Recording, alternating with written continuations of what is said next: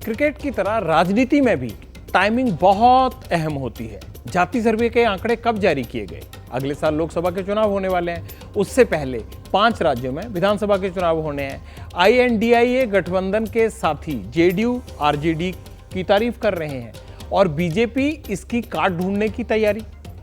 ऐसा इसलिए क्योंकि बिहार में जातीय जनगणना का डेटा रिलीज होने के बाद इसकी सियासी खलबली पूरे देश में मचेगी। खास तौर पर उत्तर भारत में कई समीकरण बिगड़ेंगे और कई नए बन भी जाएंगे। इनका असर अगले आम चुनावों की रणनीति पर पड़ेगा ही पड़ेगा। जातीय जनगणना को लेकर चल रही बहस सिर्फ सियासी शिगुफा होगी या फिर चुनावी मास्टर स्ट्रोक? कितनी सीटों पर इसका डायरेक्ट असर होगा, आपको यह समझना पड़ेगा और समझना जरूरी भी है। पटना में अफसर जुटे, नीली फाइल वाला फोल्डर निकला, कैमरे पर दिखाया और इसी के साथ देश की सियासत में नया ट्विस्ट आ गया। बिहार में किस जाति के कितने लोग, पूरा ब्यौरा दे दिया, मगर रिपोर्ट जारी करने की टाइमिंग बहुत अहम है। सवाल है, क्या ये रिपोर्ट 2024 के चुनाव के मद्देनजर जारी की गई? जातिगत जनगणना से सियासी दलों की नीति पर क्या असर होगा? क्या कास्ट सेंसर बीजेपी के खिलाफ विपक्ष का मास्टर स्ट्रोक है? बिहार में जितना बढ़िया होगा और इसके बारे में हम लोग जो उसके हित में कोई भी काम, सबके हित में जो काम आगे बढ़ेगा तो वो हम लोग करेंगे। क्या काम किए शेड्यूल कास्ट, क्या काम किए शेड्यूल ट्राइब का, अति पिछड़ा को अभी भी मान्यता दिए हैं। बात बिहार से निकली है, लेकिन देश के दूसरे राज्यों पर भी इसका असर पड़ेगा। पहले बिहार का गणित समझिए।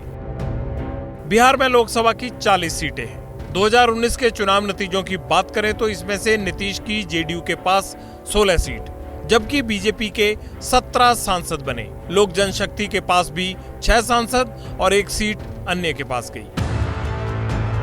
बिहार का पैटर्न बताता है कि चुनावी पार्टी उस इलाके के जातीय समीकरण, विरोधियों के कैंडिडेट को ध्यान में रखकर टिकट बांटती है। मगर क्या इस पर यह सिस्टम बदलेगा?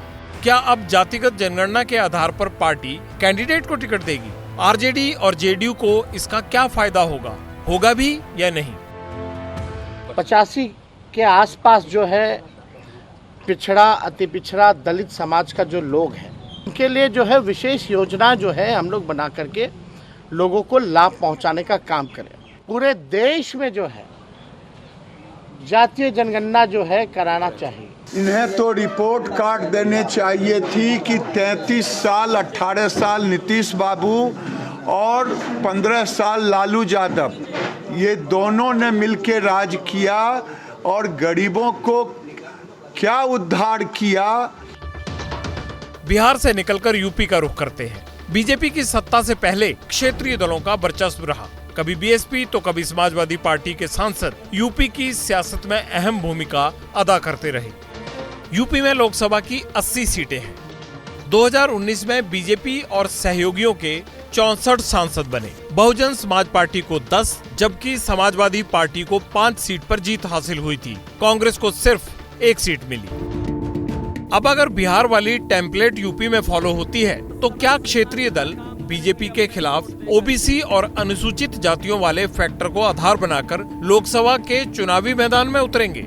ऐसा इसलिए भी क्योंकि यूपी में OBC 43% है, जिसमें से यादवों की संख्या 10% है। अनुसूचित जाति का 21% बेस है, जबकि स्वर्णों की संख्या करीब 18% है। 5 राज्यों के विधानसभा चुनाव में गिनती के ही दिन बचे हैं। यहाँ कांग्रेस और बीजेपी के बीच सीधी फाइट है। सवाल ये भी है कि बिहार में जातिगत जनगणना को आधार बनाकर क्या कांग्रेस अब OBC वाला दांव इन विधानसभा चुनाव में भी आजमाएगी? राहुल की बातों से तो यही इशारा मिलता है। 90 सेक्रेटरीज हैं हिंदुस्तान की सरकार के हर मिनिस्ट्री में। 90 लोगों में से सिर्फ 3 लोग OBC समाज के हैं। किसी को चोट लगती है, अस्पताल में जाता है, सबसे पहले एक्सरे होता है। भाई और बहनों, का सेंसस हिंदुस्तान का एक्सरे है। अगर यूपी, बिहार, मध्य प्रदेश, राजस्थान, छत्तीसगढ़ की लोकसभा सीटों की बात करें तो 5 राज्यों में 185 सीटें हैं। बीते लोकसभा चुनाव में बीजेपी ने यहां शानदार परफॉर्मेंस दी थी। 185 में से 165 सीटों पर जीत हासिल की थी, लेकिन तब से सियासत में काफी पानी बह गया। नए समीकरण और गठबंधन बन गए। इसलिए सवाल है, अब बीजेपी क्या करेगी? क्या 80-20 वाला फार्मूला चलेगी? विकास और मंदिर के नाम पर वोट मांगे जाएंगे, या फिर बिहार की ही तरह 85-15 वाले समीकरण को साधने की कोशिश होगी? जैसे ही घड़ी का काटा दोपहर 2:30 पे आए, बबीता जी का दिल सास बहू साजिश के लिए मचल जाए। और ये है इनकी बहू, पूरे दिन ऑफिस की टेंशन हो जाए गॉन जब ये करें अपना फेवरेट शो फ्री टाइम पे ऑन।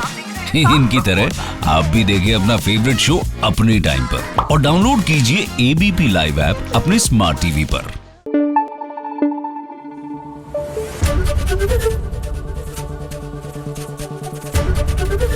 एबीपी न्यूज आपको रखे आगे।